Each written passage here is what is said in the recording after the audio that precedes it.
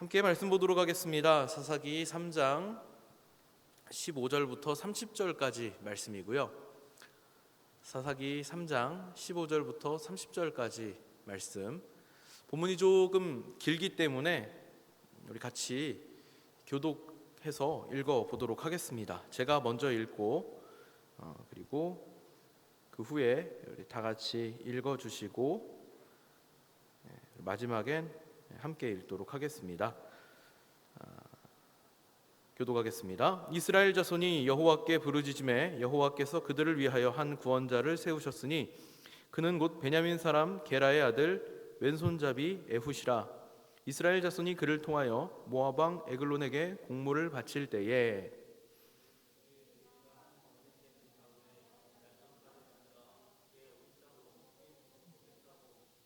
공물을 모압 왕 에글론에게 바쳤는데 에글론은 매우 비둔한 자였더라.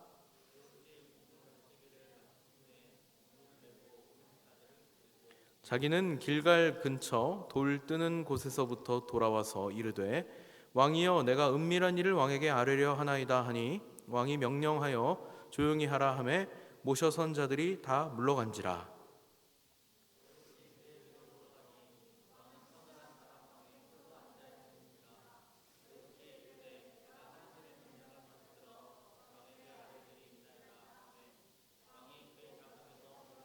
에훗이 왼손을 뻗쳐 그의 오른쪽 허벅지 위에서 칼을 빼어 왕의 몸을 찌르매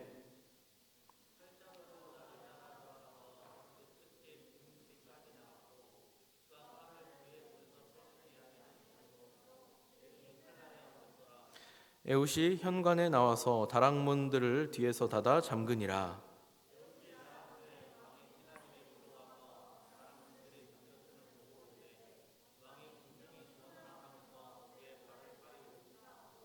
그들이 오래 기다려도 왕이 다락문들을 열지 아니하는지라 열쇠를 가지고 열어본즉 그들의 군주가 이미 땅에 엎드러져 죽었더라.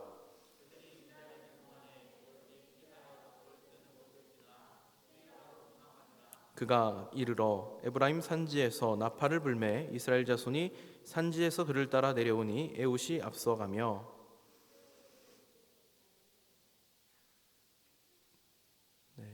계속 읽겠습니다. 그들에게 이르되 나를 따르라. 여호와께서 너희의 원수들인 모압을 너희의 손에 넘겨주셨느니라 하매 무리가 에훗을 따라 내려가 모압 맞은편 요단강 나루를 장악하여 한 사람도 건너지 못하게 하였고 그때에 모압 사람 약 10,000명을 죽였으니 모두 장사요 모두 용사라. 한 사람도 도망하지 못하였더라. 다 같이 읽도록 하겠습니다. 그날에 모압이 이스라엘 수하에 굴복함에 그 땅이 80년 동안 평온하였더라. 아멘. 에훗 이야기를 살펴보도록 하겠습니다. 배경을 좀 보면 먼저 에훗을 왼손잡이로 설명하고 있습니다. 그죠?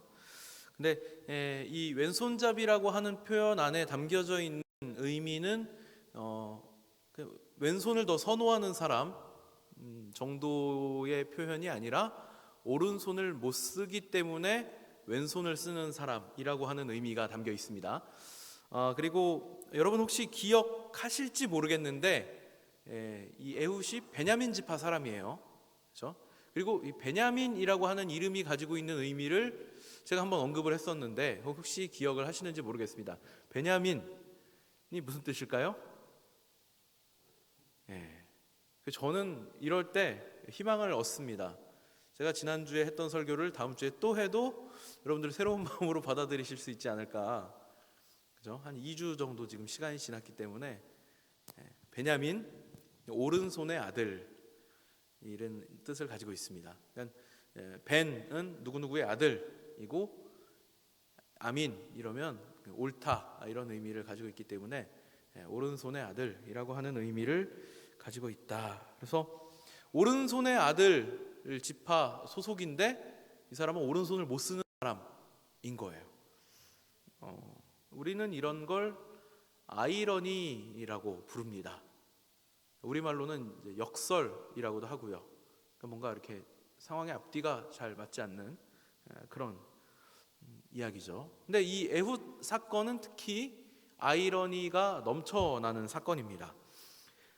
사사기가 그런 방법을 사용할 때가 있어요. 사람의 이름이나 어떤 특징들을 묘사할 때 재미있는 표현을 사용합니다. 특히 오늘 이 모압 왕을 가리켜서 그 이름을 에글론이라고 하는데, 이 에글론이라고 하는 이름은 송아지, 젊은 황소, 이런 의미를 가지고 있습니다. 사실은 이 에글론이라고 하는 이름이 그 사람의 본명이었을지 아니면 이스라엘 사람들이 붙인 별명일지는 정확하게 알 수 없습니다만, 어쨌든 성경에서는 그를 에글론이라고 불렀고, 이 에글론이라고 하는 이름은 젊은 황소, 송아지, 이런 의미를 가지고 있다 하는 것을 우리가 좀 생각할 필요가 있습니다. 이미 이스라엘은 모압을 몇 년간 섬기고 있어요. 그리고 정해진 때에 공물을 바치러 가야 합니다. 어떤 나라의 속국이 된다라고 하는 건 그런 거예요. 그러니까 그 나라가 더 이상 우리나라를 괴롭히지 않는다라고 하는 조건으로 뭔가 성의를 계속 표현해야 하는 거죠. 우리도 과거에 뭐 조선시대에 중국에, 그죠? 뭐 이렇게 잔뜩 챙겨가지고 갖다가 이제 바치면 또 황제가, 중국 황제가 또 선물을 줍니다. 또 선물을 바리바리 받아가지고 또 돌아오는 그런 일들이 있었는데, 공물 바치러 가는 일이에요. 근데 이 일을 누가 하느냐? 바로 왼손잡이 에훗이 가게 된 겁니다. 에글론을 만나러 가는 길에 아마 이 사람이 이 일이 처음 하는 일은 아니었던 것 같아요. 몇 번 이 일을 반복해서 했었던 것 같기도 하고, 왜냐면 갈 때 그냥 가는 것이 아니고 약간 준비를 하고 가요. 어떤 준비를 하냐면 팔꿈치까지 오는 정도 길이의 칼을 자기 오른쪽 다리에다가 몰래 숨겨놓고 가게 됩니다. 그리고 에글론을 만나서 원래 계획했던 대로 공물을 다 바치고 접견하고, 그리고 일을 마친 후에 다시 이 이스라엘 대표단이 돌아가는데, 돌아가는 길에 에훗이 이 성경의 표현을 보니까 돌 뜨는 곳 근처까지 갔다가 다시 에글론에게 돌아옵니다. 다시 돌아오면서 왕을 만나기를 청하죠. 근데 그때 왕이 뭘 하고 있었냐면 개인적인 시간을 보내고 있는 거예요. 서늘한 곳에서 쉬고 있었습니다. 그래서 개인적인 시간을 보내고 있는 이 모압 왕 에글론을 다시 청해가지고 에훗이 그를 만나게 되죠. 여기서부터 우리가 좀 생각해 볼 필요가 있는 겁니다. 이제 오늘 우리가 본문을 이미 읽었기 때문에 이 사건이 어떻게 진행되는지에 대해서는 알고 있어요. 그죠? 에훗이 이제 에글론을 암살하는 겁니다. 적국의 왕을 암살하고, 그리고 무사히 유유히 성을 빠져나가는 모습을 보게 됩니다. 그런데 한번 그런 생각을 좀 해보는 거예요. 어떻게 왕을 독대하는 자리에 암살할 의도를 가진 사람이 무기를 숨겨놓고 들어갈 수 있었을까 하는 거죠.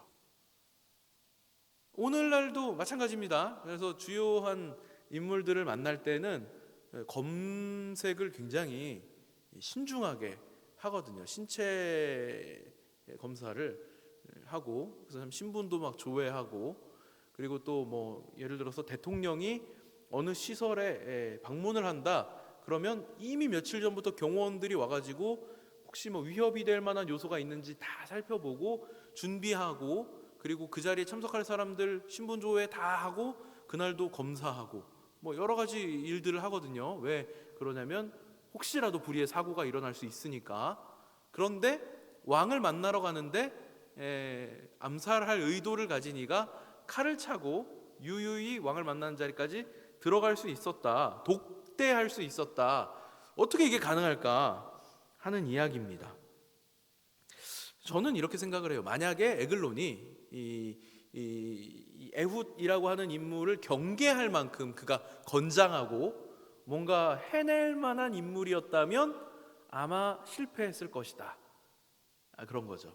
그러니까 그가 오히려 오른손은 쓰지도 못하고, 그러니까 왼손잡이라고 하는 표현이 가지고 있는 의미대로 오른손을 잘 쓸 수 없는 그런 불편함을 가지고 있는 사람이었다면 방심했을 것이다 라고 생각을 할 수 있는 거죠. 그리고 혹여라도 이제 우리가 일반적으로 생각할 때 오른손잡이가 칼을 뽑으려면 왼쪽에 칼을 차거든요. 그러니까 무장이 없고 그리고 이 사람은 뭐 특별히 힘을 쓸 것 같지도 않고 오른손도 못 쓰고 하니까 그냥 유유히 통과시켰는데, 사실 그는 칼 쓸 준비를 하고 왕을 만나러 간 것이죠. 아마 왕에게 접근한 이후에 이 둘의 대화는 이랬을 것 같습니다. 제가 은밀하게 왕께 드릴 말씀이 있습니다. 근데 지금 이 에훗이 어디까지 갔다가 돌아왔는지를 우리가 기억할 필요가 있습니다. 돌 뜨는 곳이라고 되어 있는데요, 돌을 떠서 뭘 하느냐, 돌을 가지고 우상 만드는 일을 했었습니다. 그러니까 그 우상 만드는 장소까지 갔다가 돌아왔다는 것도 굉장히 의미가 있어요. 아마 뭔가 이 에훗이 신적인 계시를 받았을 것이다 라고 생각할 만한 그런 이유가 되는 거죠. 그러니까 에훗이 에글론을 다시 만나러 돌아와서 왕이시여 제가 왕께 은밀하게 고할 것이 있습니다 라고 했을 때 에글론은 그래 무슨 일이야, 혹시 뭐 신탁이라도 들은 거야? 한 겁니다. 그래서 그 이야기를 들으려고 자기 앉아있던 몸을 일으켜 세워서 에훗에게 가까이 다가가려고 하니까 에훗이 어떻게 해요? 자기 이 오른쪽 다리에 숨겨놨던 칼을 뽑아가지고 오늘 네가 죽는 날이다 그러면서 칼을 찌른 거죠.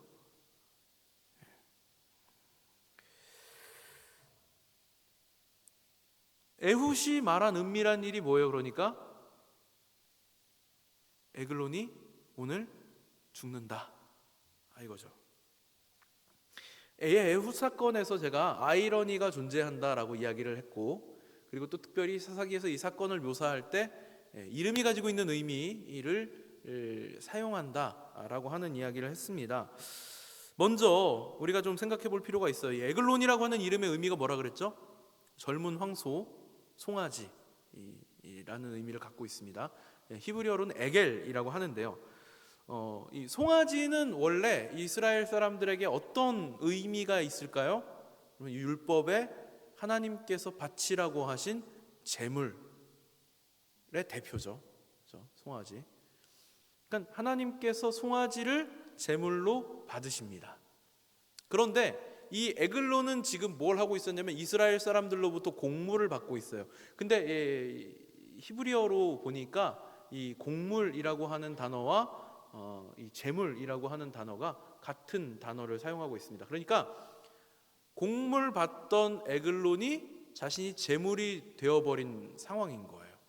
같은 단어를 반복해서 사용하면서 설명을 하고 있습니다. 스스로 제물이 되어서 송아지처럼 죽임을 당하는 그런 모습인 겁니다. 그리고 나서 사사기에서는 그 죽은 모습을 조롱하면서 이렇게 표현합니다. 비대해서 칼이 기름에 엉겨 붙었다. 이거 삼국지 보신 분들은 아마 비슷한 장면을 연상할 수 있으실 겁니다. 동탁이 이 여포에 의해서 죽임을 당할 때 그가 비대했기 때문에 몸에서 기름이 흘러나와서 심지를 꽂았더니 며칠 동안 그 붙여놓은 불이 꺼지지 않았다, 이런 묘사가 있거든요. 이게 뭐냐면 조롱하는 겁니다. 그 사람이 얼마나 못났는가, 아둔했는가를 조롱하는 겁니다. 그죠? 그러니까 그 칼이 기름에 엉겨 붙었다라고 하는 것이 이 조롱의 의미를 담고 있는데, 우리가 여기서 또 한 가지 생각할 것은 뭐냐면 칼을 찌를 때 기름이 엉겨 붙음으로 인해서 피는 튀지 않았다 인 거예요. 여러분 한번 생각을 해보세요. 그러니까 지금 암살할 의도를 가지고 은밀한 장소까지 왕을 만나러 들어갔는데, 어쨌든 이 에훗이 지금 왕을 암살했잖아요. 칼을 찔렀잖아요. 근데 제가 무슨 지금 살인 강의를 하는 건 아니지만 칼로 사람을 찌르면 피가 튀죠. 당연히 피가 튈 수밖에 없습니다. 그러니까 원래 같으면 에훗은 에글론의 피를 뒤집어 쓰고 그리고 그 자리를 떠날 때 분명히 왕을 호위하고 있었던 신하들에게 그 피 뒤집어 쓴 모습을 들켜서 왕을 암살했다라고 하는 것이 그 자리에서 발각이 되어야 정상인데, 에훗은 칼로 찔렀을 때에도 그 피가 튀지 않을 정도로 기름이 나와가지고 그래서 암살에 성공하고 그리고 유유히 이 왕궁을 빠져나올 수 있었다가 되는 겁니다. 그리고 나서 에훗이 이 성을 빠져나가고 이 신하들이 이 에글론을 만나러 올라오는데 또 때마침 그 쉬던 방의 방문이 잠겨 있습니다. 잠겨 있고 그래요. 사람이 죽으면 안 좋은 냄새가 나기 마련인데 또 부하들이 그런 표현을 사용합니다. 왕이 그 발을 가리운다 라고 하는 표현을 사용합니다. 왕이 분명히 서늘한 곳에서 발을 가리우신다 이렇게 표현을 하거든요. 이 성경에서 발을 가리운다라고 하는 이 표현에는 용변을 본다라고 하는 의미가 들어 있습니다. 그러니까 이렇게 이해할 수 있어요. 암살당한 에글론의 몸에서 이제 그 기름도 빠져나오고 그리고 그 몸에서 이제 심한 악취가 풍겨 나올 때 신하들은 그것을 왕이 지금 볼일을 보고 계셔서 문을 잠갔나 보다 이렇게 생각을 한 거예요. 그러니까 더 집요하게 왕의 무사한지 여부를 확인하지 않고 그냥 자리를 돌아서서 나올 수밖에 없었던 겁니다. 그러니까 이때 에훗은 신하들이 이렇게 오해를 하고 여러 가지 상황과 정황들이 맞아떨어진 덕분에 걸리지 않고 무사히 왕궁을 빠져나올 수 있었다 하는 것이죠. 그래서 실제로 에글론이 죽은 걸 발견한 것은 에훗이 이미 멀리 도망친 이후였습니다. 그럼 여러분 여기까지를 듣고 한번 생각을 해보세요. 과연 이 에훗 사건이 우리에게 시사하는 바가 무엇인가? 한쪽 팔을 사용하지 못하는 사람이 이 적국의 왕을 죽이기 위한 의도를 가지고 몸에 칼을 숨기고 가서 그 왕을 암살하고 유유히 빠져나와서 그 뒤에 이제 이스라엘 사람들을 불러 모아가지고 모압과 전쟁을 치릅니다. 그리고 모압을 물리치고 80년간 이스라엘의 평화가 찾아왔다. 이것이 우리에게 무슨 의미가 있을까 하는 것이죠. 한번 생각해 보세요. 근데 사실 에글론을 죽이는 방법은 정정당당한 싸움은 아니었습니다. 그래서 제가 사사기에 등장하는 사사들을 묘사할 때 긍정적으로 표현하는 경우가 별로 없다고 이미 말씀을 드렸었어요. 실제로 긍정적인 묘사가 들어가 있는 사사는 맨 처음에 한 번만 딱 나오고 그 이후로 나오는 사사들에게는 뭔가 하자가 있습니다. 오늘 이 에훗 같은 경우에는 일단 오른손을 자유롭게 사용할 수 없는 상황에서 속임수를 사용하죠. 몰래 가서 왕을 암살합니다. 그러니까 정정당당하게 군대를 이끌고 하나님께서 만약에 모압을 물리치라라고 하는 사명을 이 에훗에게 주셨기 때문에 그가 나는 전쟁을 해야겠다, 군대를 일으켜서 전쟁해야겠다, 하나님 나와 함께 하시니까 내가 이길 수 있어라고 하는 마음 가지고 군사를 일으켜서 전쟁을 하러 간 게 아니고 몰래 칼을 숨겨갖고 들어가서 기회를 엿보고 왕과 독대한 순간에 칼을 뽑아 그를 암살한 거죠. 그리고 나서 조용히 또 도망쳐 나옵니다. 왕이 죽은 이후에 이스라엘 사람들을 군대를 모아가지고 그때 모압을 쳐요. 그러니까 이게 사실 말이 안 되잖아요. 상대국의 지휘권을 가지고 있는 사람이 죽은 이후에 쳐들어갔어요. 그러면 당연히 누가 우리를 지휘해라고 하면서 우왕좌왕하겠죠. 그러니까 이 지휘권이 제대로 확립되지 않은 상대를 공격해서 물리쳤다가 되는 거거든요. 그러니까 하나님께서 과연 이런 싸움을 하시는 건가? 이런 생각이 들기 마련입니다. 우리가 생각할 때 하나님께서 싸우시는 방법은 하나님의 사람을 만약에 일으켜 세워서 그에게 사명을 주시고 능력을 주시고 너 가서 싸워라 하셨다면 그가 정정당당하게 싸움터로 나가서 싸워 이겨야 되지 않을까 하는 거예요. 근데 어때요? 그렇지 않죠.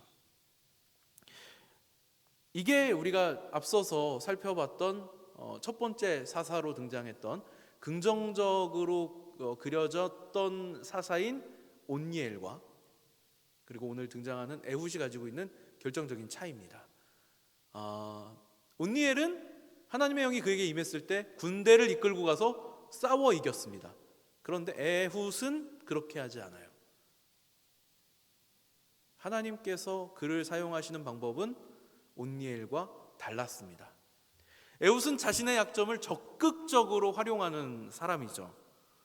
비록 오른손을 못 쓴다고 하는, 오늘 제목이 이름값을 못하는 사사인데 베냐민이라고 하는 이름에 걸맞지 않는 사람이었어요. 그렇죠?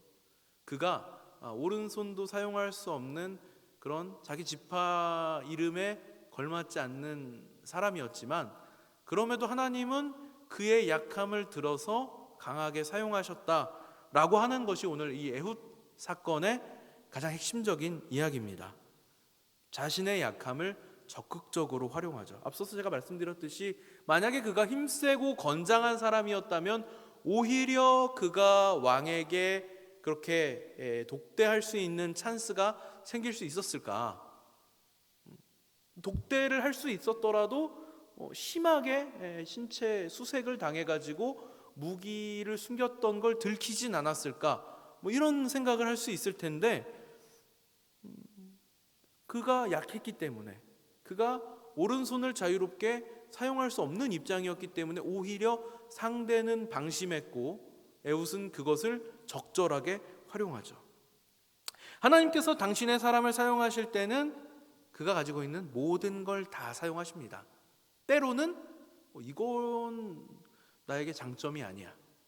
이건 나에게 좀 부끄러운 일이야. 이건 나에게 자랑거리가 못 돼 라고 할 만한 것들까지도 하나님은 그것을 강함으로 바꿔서 사용하시더라 하는 겁니다. 만약에 에훗이 이 에글론 암살한 이후에 그 일이 빨리 발각됐다면 어땠을까요? 추격하러 군대가 쫓아왔겠죠. 자기 왕을 죽인 그 암살범을 잡기 위해서 호위대가 아마 따라 붙었을 것입니다. 그렇지만 하나님께서는 그를 지켜주시기 위해서 신하들을 오해하게 만드시고 그리고 평소에 에글론이 그 비둔했던 점을 사용하신 겁니다. 하나님께서 당신의 사람을 사용하실 때는 그 약함까지도 온전하게 강함으로 바꿔 사용하시고 또 한 가지 그가 어떤 상황에 처하더라도 끝까지 그를 지켜주시더라 하는 것이 오늘 에훗 사건에서 우리가 발견할 수 있는 하나님이 일하시는 방법입니다. 에훗이 활약한 덕분에 80년간 이스라엘이 평온했습니다. 비록 그가 오른손을 쓸 수 없을 정도로 연약한 인물이었을지라도 자신이 가지고 있는 베냐민이라고 하는 이름에 걸맞지 않는 그런 인물이었을지라도 하나님께서는 그러한 인물도 들어 사용하심으로 민족을 구원시키시고 그 나라에 80년간의 평온을 허락하신다라고 하는 것이죠. 우리도 마찬가지입니다. 사실은 여러분 우리에게 주어진 감당하기 어려운 이름이 있어요. 뭘까요? 그리스도인이라고 하는 예수 믿는 사람이라고 하는 차마 내 수준에서 감당하기 어려운 이름이 있습니다. 저도 제가 청년 시절에 스스로를 돌아봤을 때 참 나는 부끄럽다라는 생각이 많았어요. 제가 생각할 때도 온전치 못했고 세상과 굉장히 많이 타협하고 있었고 거의 한쪽 발은 세상에 걸쳐놓고 살았고 과연 내가 그리스도인이라고 하는 이름을 감당할 만한 주제가 될까? 그래서 감히 스스로를 그리스도인이라고 밝히는 것조차도 할 수 없었습니다. 부끄럽죠. 나 스스로 내가 예수 믿는 사람이 맞나? 의심들 정도로 여러분도 여러분의 삶을 돌아보면 아마 고민되는 순간들이 있을 거예요. 진짜 내가 예수 믿는 사람답게 살고 있나? 예수 믿는 사람이라는 이름을 내가 감당이나 할 수 있을까? 누구도 사실 그 이름 감당할 수 있는 사람은 없을 겁니다. 우린 모두가 다 이름값을 못하고 살고 있어요. 그렇지만 중요한 건 하나님께서는 여러분을 붙드셔서 당신의 영광을 위해서 사용하시겠다. 그때는 우리의 약함 또한 강함으로 바꿔서 사용하시더라 라고 하는 겁니다. 사실은 이 약함을 강함으로 바꾸신다라고 하는 말도 아이러니죠. 앞뒤가 맞지 않는 표현입니다. 그런데 하나님께서는 이 아이러니를 사용해서 역사하십니다. 그리고 가장 큰 아이러니는 뭘까요? 바로 당신의 독생자를 죽음으로 내몰아서 죄인을 구원하고 살리시더라 라고 하는 십자가 사건이겠죠. 그러니까 이 아이러니의 복으로 우리가 감당할 수 없는 이름을 짊어지고 살고 있는 거예요. 여러분들에게도 이 약할 때 강함 되시는 하나님이 함께 하고 계십니다. 여러분의 삶 가운데에도 여러분의 가장 부끄럽고 가장 연약하고 가장 자랑거리가 안 될 것 같은 자리에서 하나님이 그것을 들어 강하게 사용하실 겁니다. 그리고 그걸 통해서 당신의 영광을 찾으실 것이고 그리고 당신의 민족에게 은혜를 베풀어 주실 겁니다. 여러분 각자에게 주신 은혜가 바로 이 약할 때 강함 되시는 하나님의 은혜임을 오늘 우리 에훗 사건을 통해서 함께 나누는 귀한 시간이 되었기를 축복합니다. 모두 자리에서 일어나서 우리 약할 때 강함 되시네 함께 찬양하도록 하겠습니다.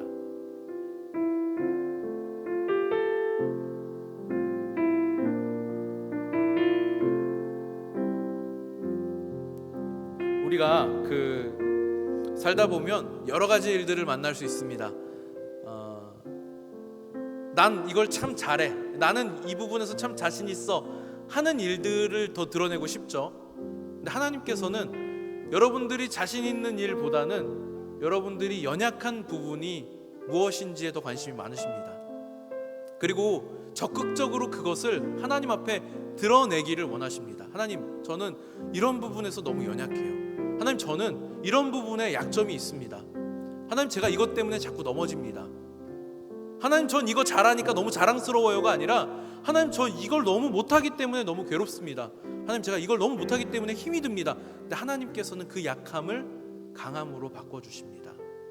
여러분들이 지금 여러분 마음 가운데, 여러분 삶 가운데 너무나도 자신 없고 너무나도 부끄럽고 남들에게 보이고 싶지 않은 나의 약한 모습이 있다면 하나님 앞에 그것을 드러내시기 바랍니다.